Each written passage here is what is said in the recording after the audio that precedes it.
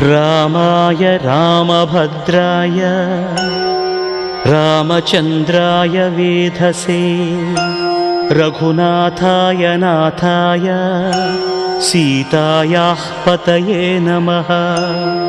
श्रीराम राम रघुनन्दन राम राम श्रीराम राम भरताग्रज राम राम श्रीराम राम रणकर्कश राम राम श्रीराम राम शरणं भव राम राम। श्रीरामचन्द्र चरणौ मनसा स्मरामि श्रीरामचन्द्र चरणौ वचसा गृह्णामि श्रीरामचन्द्र चरणौ शिरसा नमामि श्रीरामचन्द्र चरणौ शरणं प्रपद्ये। माता रामो मत्पिता रामचन्द्रः